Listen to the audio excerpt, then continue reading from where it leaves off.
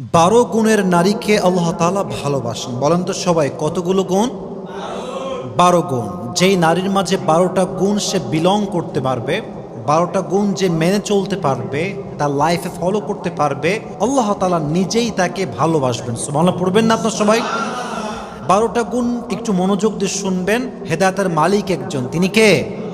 হতে পারে একটা কথাই, একটা বাক্যই আপনার লাইফ চেঞ্জের কারণ হতে পারে। অনেক বোনেরা আমাদেরকে অনলাইন থেকে শোনে, ফেসবুকে শোনে, ওয়াজ মাহফিলে এসে শোনে, তো আমার বোনদেরকে মাহরুম করে দেয়। বোনদের অনেক বিষয় আমরা হাইলাইট করতে চাই না, but today as much as we can try, যতটুকু পারা যায় আমরা চেষ্টা করব ভালো কিছু কথা বলার জন্য। রাজি আছেন তো ইনশাআল্লাহ? ওকে, মাশাআল্লাহ। 12 গুণ। এক, প্রথম যে গুণের নারীকে আল্লাহ তাআলা ভালোবাসেন সেই গুণটা হচ্ছে, যেই নারী প্রতিশোধ না নিয়ে মাফ করতে পারে আল্লাহর দিকে তাকিয়ে, আল্লাহ তাকে নিজেই ভালোবাসার ঘোষণা দিয়েছে। সুবহানাল্লাহ পড়বেন না আপনারা? কোরআনে আল্লাহ তাআলা বলেছেন, উইদ্দাত লিল মুত্তাকিন, আমি জান্নাতকে প্রিপেয়ার করে রেখেছি তাদের জন্য যাদের হৃদয়ে আল্লাহ তাআলার ভয় আছে। জান্নাত পাবে তারা যাদের হৃদয়ে আল্লাহ তাআলার ভয় আছে। তো তাদের গুণ কি কি আছে? আল্লাহ তাআলা একটা গুণ বলেছেন, ওয়াল আফিনা আনিন নাস, দে উইল ফরগিভ পিপল, তারা মানুষকে ক্ষমা করবে, and they will not take revenge, তারা প্রতিশোধ নেবে না। অনেকে দেখবেন যে অনেক আগে কেউ কষ্ট দিয়েছে, কোনো একটা কথা বলে, গালি দিয়ে, ধার নিয়ে, বা কোনো একটা ভাবে তাকে কষ্ট দিয়েছে, বাট মানুষ এটাকে পেলে পুষে বড় করে 4 বছর পরে গিয়ে হলো প্রতিশোধ নেয়। অনেকে আবার খুনও করে। এরকম আছে না যুবক ভাইয়েরা? প্রতিশোধের জীবনটা কখনো সুন্দর জীবন হতে পারে না। প্রতিশোধের মাঝে কোনো আধ্যাত্মিক কোনো লাভ নেই, আত্মকেন্দ্রিক কোনো লাভ নেই, মনের শান্তিও নেই। মাফ করবেন, আল্লাহ নিজেই আপনার হৃদয়ে একটা আল্লাহ প্রদত্ত শান্তি দান করবে। সুবহানাল্লাহ পড়বেন না আপনারা? So they will forgive people, they will not take any revenge in their lives. তারা মাফ করে দিবে, তারা কখনো প্রতিশোধ নেবে না। আমরাও ট্রাই করব মাফ করার জন্য। রাজি আছেন তো ইনশাআল্লাহ? একবার ভাবুন যে সেই নারী কতটা উত্তম নারী, যে নারীকে কোনো মানুষ ধোঁকা দিয়েছে, কষ্ট দিয়েছে, তার সতীত্বে আঘাত করেছে, তার চরিত্র নষ্ট করে তার জীবনের সমস্ত সুখকে কেড়ে নিয়েছে, বাট সেই নারী জাস্ট প্রতিশোধ না নিয়ে আল্লাহর দিকে তাকিয়ে মাফ করে দিয়ে নতুন জীবন শুরু করেছে। তার মতো উত্তম নারী, চরিত্রবান নারী আল্লাহর জমিন আর কেউ হতে পারে না। ঠিক কিনা বলেন সবাই? So they will forgive people, তারা মাফ করে দিবে, প্রতিশোধ নেবে না। 1 2 মনোযোগ আছে সবার? আছে। 2 নাম্বার গুণ হচ্ছে, সেই নারীকে আল্লাহ তাআলা বড্ড ভালোবাসেন যেই নারী ধৈর্যশীল। বলেন সবাই, কি শীল? Success it depends on patience. সফলতা এটা ডিপেন্ড করে আপনার ধৈর্যের উপরে। যার ধৈর্যের পাহাড় যত বড়, তার সফলতার লেভেল তত বড়। সুবহানাল্লাহ পড়বেন না আপনারা? Sabr is about tightening your bond and relationship with Allah subhanahu wa ta'ala when you are doing a lot of hard work, when you are facing so many problems in your life. যখন কষ্ট করে কাজ করছেন, জীবনের সুখ নাই, খালি অশান্তি, খুব স্ট্রাগল, খুব পেইন, খুব প্রবলেম, প্রত্যেকটা মুহূর্তে যদি আপনি আল্লাহর উপরে ভরসা করতে পারেন, আপনি হচ্ছেন প্রকৃতপক্ষের ধৈর্যশীল বান্দা। সুবহানাল্লাহ পড়বেন না? এই পৃথিবীতে হাজার হাজার পরিবার টিকে আছে একজন নারীর ধৈর্যশীল হওয়ার উপরে। এটা আমি আগেও বলেছি যে কোটি কোটি পরিবার পৃথিবীতে আছে শুধুমাত্র নারীর ধৈর্যের জন্য, সবরের জন্য সন্তান টিকে আছে, শ্বশুর টিকে আছে, শাশুড়ি টিকে আছে, স্বামী টিকে আছে। নারী ধৈর্যহারা হলেই একটা পুরো সাজানো গোছানো সংসার এক মুহূর্তে ধূলিসাৎ হয়ে যাবে। ঠিক কিনা বলে? নারীর ধৈর্যশীল হওয়া অনেক দামি যুবক ভাইরা আমার। আল্লাহ প্রত্যেকটা মেয়েকে প্রত্যেকটা ক্ষেত্রে ধৈর্যশীল হওয়ার তৌফিক দান করুক। সকলেই মন খুলে পড়া আমিন।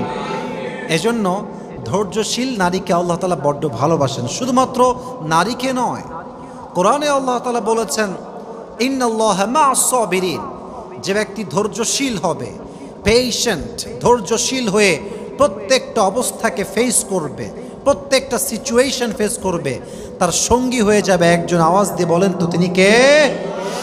এজন্য কোরআনে আল্লাহ তাআলা বলেছেন, ইয়া আইয়ুহাল্লাযীনা আমানুস্তাঈনু বিস-সাবরি ওয়াস-সালাহ, হে মুমিন বান্দারা, হে বিশ্বাসীরা, তোমরা আল্লাহর সাহায্য চাও দুটো জিনিসের মাধ্যমে। 1 নাম্বার হচ্ছে আস-সালাহ, নামাজের মাধ্যমে তোমরা সাহায্য চাও, ও সবর, ধৈর্যের মাধ্যমে তোমরা সাহায্য চাও। যে বান্দা ধৈর্য এবং নামাজ দুটোকে একসাথে করে আল্লাহ সাহায্য চায়, আল্লাহ তাই গায়েবীভাবে সাহায্য করে। সুবহানাল্লাহ পড়বেন না?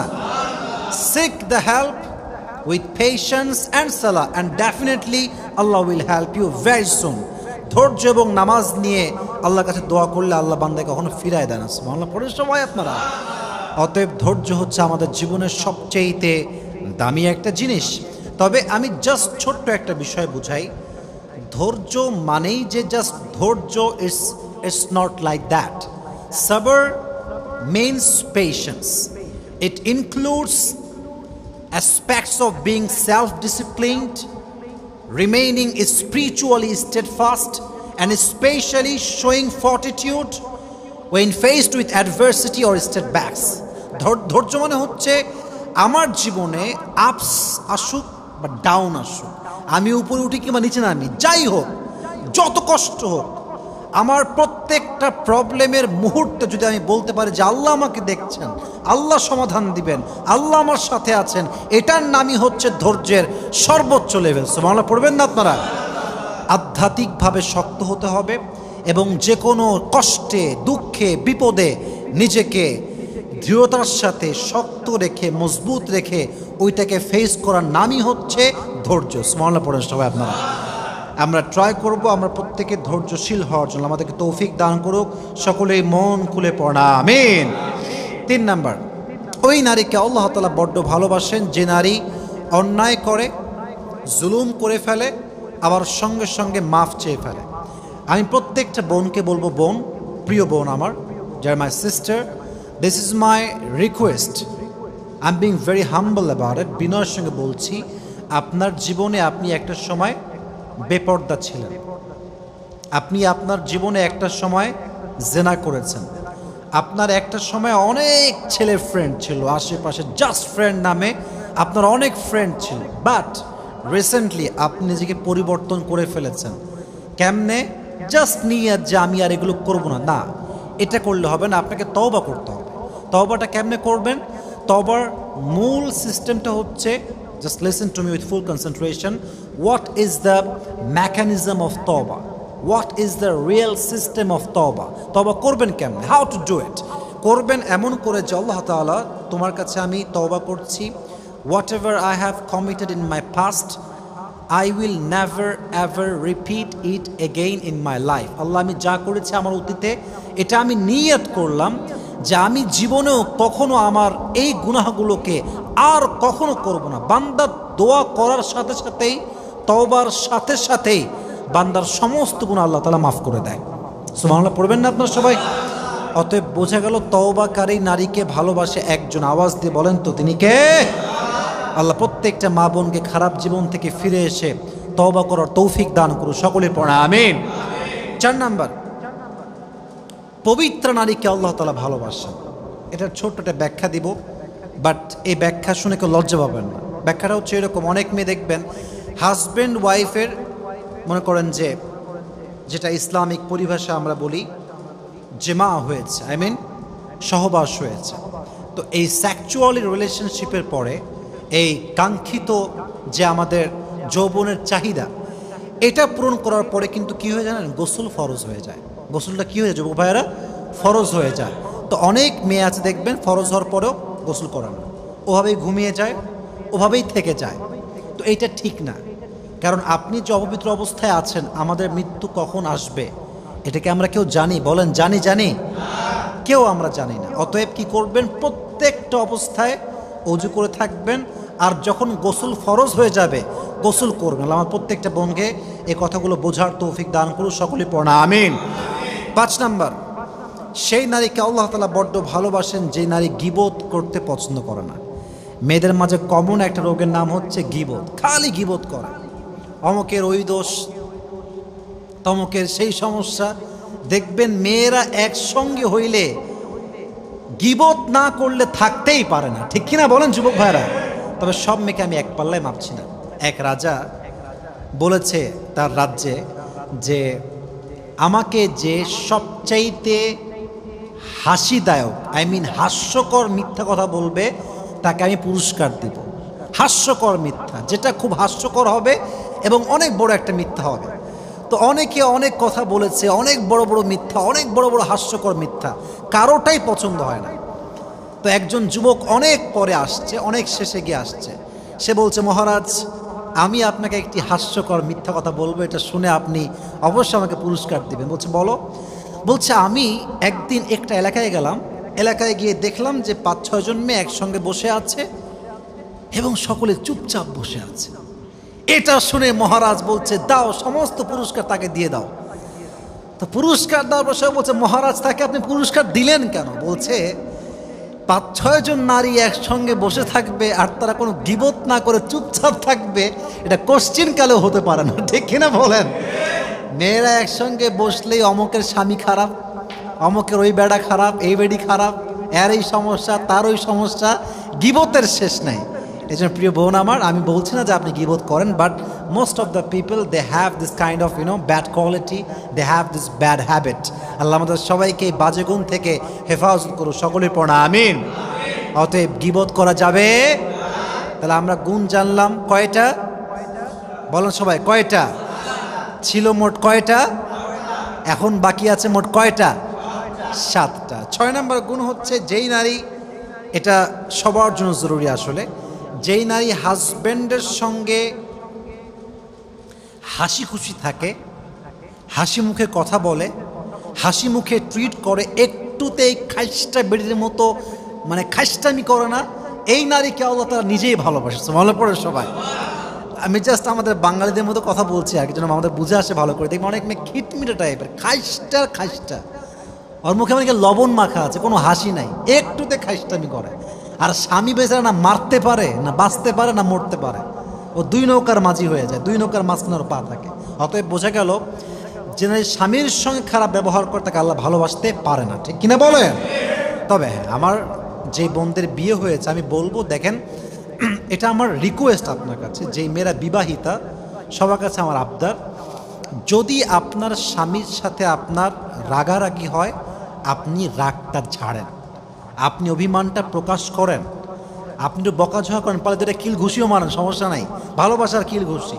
তবে আপনার স্বামীর সঙ্গে রাগারাগি হয়েছে বিধায় এক্স বয়ফ্রেন্ড, যার সঙ্গে আগের রিলেশনশিপ ছিল, মেসেজ দিলেন, জান তোমাকে আমি বিয়ে না করে অনেক ভুল করেছি, তুমি আমার জন্য পারফেক্ট ছিলে, এটা শুধুমাত্র চরিত্রহীন নারী করতে পারে, ঠিক কিনা বলেন? এখন যেইটা আছে এই ব্যাটারে ভালো লাগা, তাই না? ফাইজলামি এটা করবেন না বোন। যা আছে স্বামীর উপরেই ঝাড়েন, যা বলতে মন চায় স্বামীকেই বলেন। বাট স্বামীর উপর নারাজ হয়ে, কষ্ট পেয়ে, একটু রাগারাগির জন্য যেই মেয়ে আর এক পুরুষের কাছে যায়, তার চরিত্র ঠিক হতে পারে না, ঠিক কিনা বলেন? আল্লাহ সেই মেয়েদেরকে বোঝার তৌফিক দান করুক। সকলে আমরা মন খুলে পড়ি আমিন।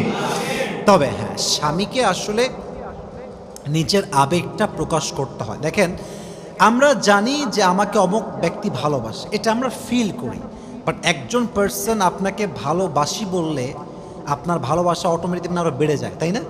মানে ভালোবাসে, আমি জানি যে আমাকে সে পছন্দ করে, ভালোবাসে, বাট যখন সে আমার সামনে এসে বলে যে আমি আপনাকে ভালোবাসি, এই জন্য বাসি, আজীবন ভালোবাসতে চাই, এই যে কথাগুলো, এটা আপনার ভিতরে মায়া মমতা আরও বেশি বাড়ায়। তো আমার বন্ধুকে বলবো, বোনেরা আমার প্লিজ ফেসবুকে বাজে কাজ না করে, টিকটকে টিকটক না বানিয়ে স্বামীর কাছে নিজের ইমোশনটাকে এক্সপ্রেস করেন। আপনার স্বামীর হৃদয়ে আপনার জন্য ভালোবাসা ঢুকাই দিবে একজন, আওয়াজ দিয়ে বলেন তো তিনি কে?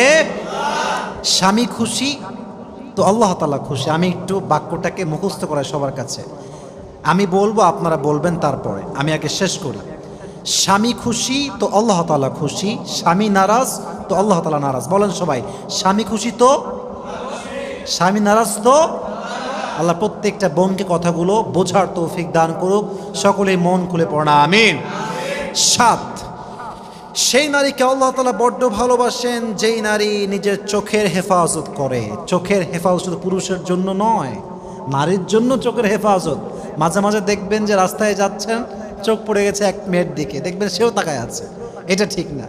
নারীদেরও যেমন চোখে হেফাজত করতে হবে, আমাদেরও হেফাজত করতে হবে, কারণ আমাদেরও যেমন অ্যাট্রাকশন আছে, নারীর মাঝেও অ্যাট্রাকশন, আকর্ষণ যুবক ভাইরা আছে না নাই? যে নারী স্বামীর দিকে শুধু তাকায়, অন্য পুরুষদের চোখ হেফাজত করে, তাকে আল্লাহ তাআলা নিজেই ভালোবাসে। সুবহানাল্লাহ পড়ুন সবাই।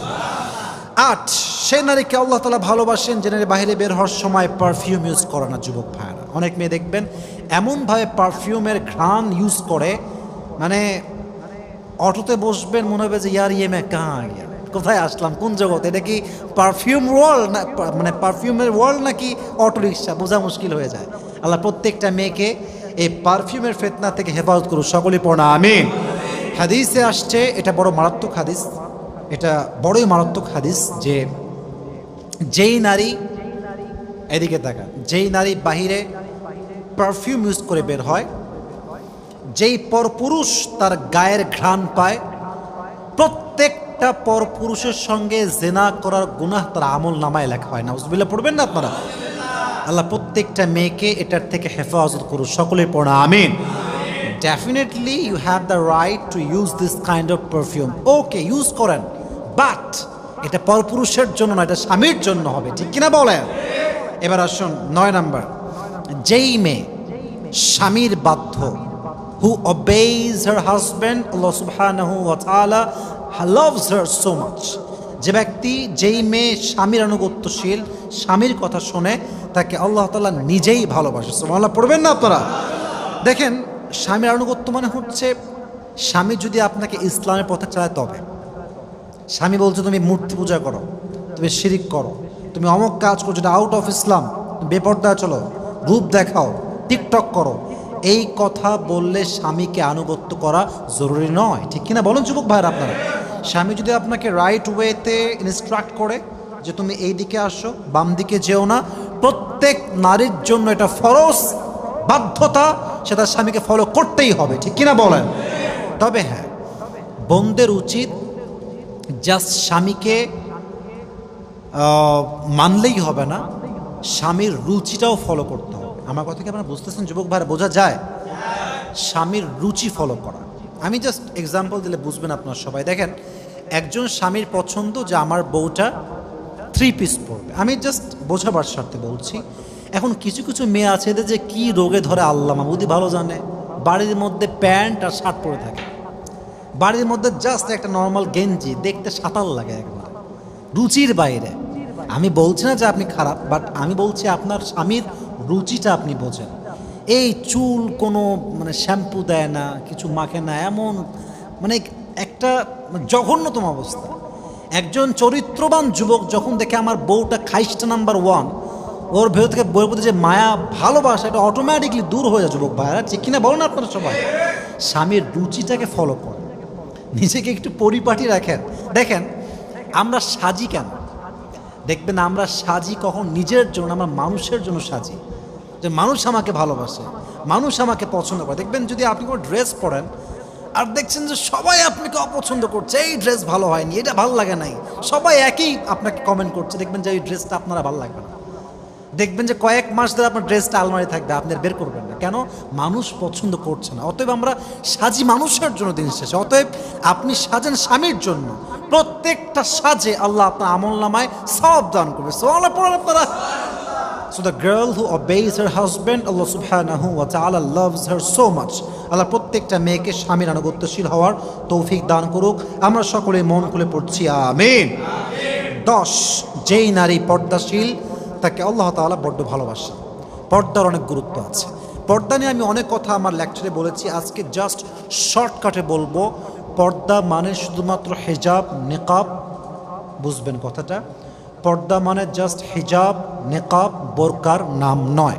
দেখবেন আজকাল অনেক মেয়ে বোরকাও পরে, টিকটক করে, বোরকাও পরে, আবার গান বাজনা বাজিয়ে রাস্তাঘাটে বেহায়ার মতো নেচে বেড়ায়, ঠিক কিনা বলে?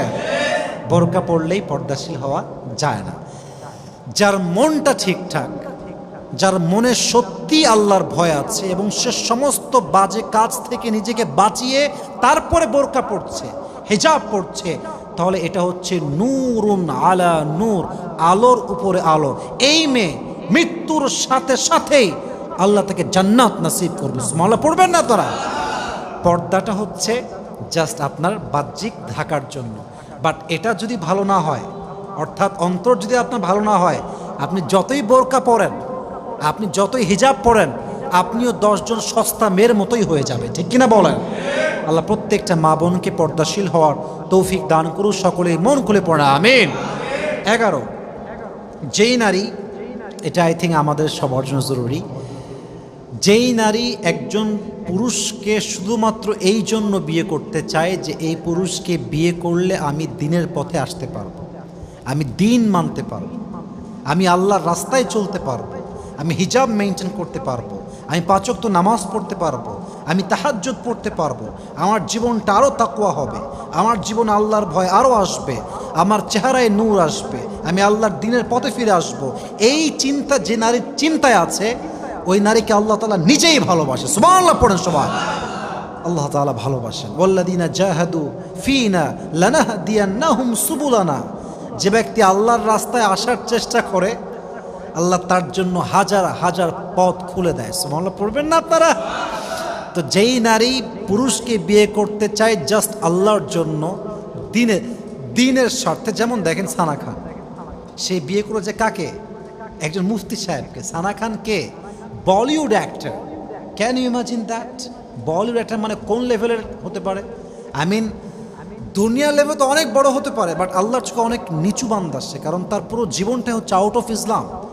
যেই মেয়ের পুরো জীবনটাই উল্টা পাল্টা, সেই মেয়ে যদি একজন মুফতিকে বিয়ে করতে পারে, তার লাইফ চেঞ্জ করতে পারে, আল্লাহর পথে ফিরে আসতে পারে, বোরকা পড়তে পারে, হিজাব পড়তে পারে, আমার দেশের মেয়ে নায়িকারা কেন পারবে না? যুবক ভাইরা ঠিক কিনা বলেন?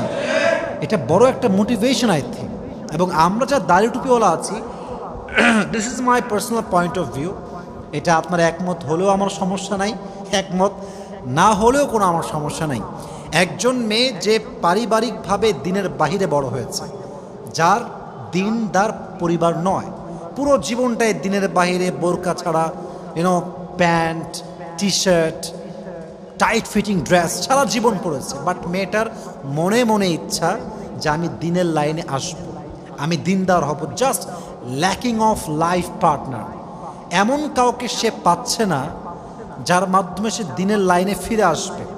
এমন মেয়ে যদি আপনি পান যে সে দ্বীনের লাইনে পরিপূর্ণ ফিরে আসতে চায়, অ্যান্ড মাশাআল্লাহ আগে জিন্সের প্যান্ট পরতো, এখন মোটামুটি বোরকা পড়ছে, মোটামুটি 5 ওয়াক্ত নামাজ পড়ার ট্রাই করছে, এবং বাজে সমস্ত নেশার থেকে সে বের হয়ে আসছে, আপনি হুজুর হয়েছেন বিধায় যে আপনি খালি মাদ্রাসার ছাত্রীকে বিয়ে করবেন, এই চিন্তা বাদ দেন। মাদ্রাসার ছাত্রীও যেমন ভালো, একজন স্কুল কলেজ ইউনিভার্সিটির ছাত্রীও ভালো হতে পারে যদি সে ভালো জীবন সঙ্গী পায়, ঠিক কিনা বলেন? আমাদের মাইন্ড খুব narrow, we are really really narrow minded person. মনটা বড় করেন যুবক ভাইয়ারা। যেই নারী আপনার জন্য দিনের পথে ফিরে আসতে চায় এবং আপনার মনে হচ্ছে she is perfect for you, please let get married as soon as possible. যত দ্রুত পারা যায় বিয়ে করে হালভাবে জীবনযাপন করবেন। যাচ্ছেন তো ইনশাআল্লাহ? পর্দাশীল নারীকে ভালোবাসে একজন, আওয়াজ দিয়ে বলেন তো তিনি কে? 12 নম্বর গুণ, যেই নারী আব্বা আম্মাকে ভালোবাসে আল্লাহ তাআলা তাকে ভালোবাসে। অনেক মেয়ে দেখবেন বিয়ে করার পরে শ্বশুর বাড়ি যায়, আব্বা আম্মাকে একদম ভুলে যায়। অনেক আছে, স্বামী ভালো পেয়ে গেলে, সন্তান হয়ে গেলে আব্বা আম্মাকে একদম ভুলে যায়, বাট এটা ঠিক না। যে নারী আব্বা আম্মাকে ভালোবাসতে পারে আল্লাহ তাআলা তাকে বিপদের সময় বাঁচায় দেয়, এবং আল্লাহ তাআলা তাকে প্রত্যেকটা সময়ের জন্য ভালোবাসার সাথী হয়ে যায়। সুবহানাল্লাহ পড়বেন না আপনারা সবাই? আমরা 12টা গুণ বলেছি, নট ইন ডিটেইলস, আমরা প্রেসাইজলি বলেছি, যতটুকু পারা যায় আমরা চেষ্টা করেছি। আল্লাহ প্রত্যেকটা মা বোনকে এই 12টি গুণ তাদের জীবনে ধারণ করার তৌফিক দান করুক। আমরা সকলেই মন খুলে পড়ছি আমিন। আল্লাহ প্রত্যেকটা মা বোনকে পর্দাশীল হওয়ার তৌফিক দান করুক, সকলেই পড়া আমিন। আল্লাহ প্রত্যেকটা মা বোনকে দ্বীনের লাইনে এসে দ্বীনের খাদেম এবং পরিপূর্ণ একজন দাঈ ইলাল্লাহ হিসেবে, অর্থাৎ সে যেন ইসলামের জন্য কাজ করতে পারে, ইসলামের হয়ে কাজ করতে পারে, আল্লাহ সে তৌফিক প্রত্যেকটা নারীকে দান করুক। আমরা সকলেই মন খুলে পড়ছি আমিন। ওয়া আখির দাওয়ানা আলহামদুলিল্লাহি রাব্বিল আলামিন। আসসালামু আলাইকুম ওয়া রাহমাতুল্লাহি ওয়া বারাকাতুহু।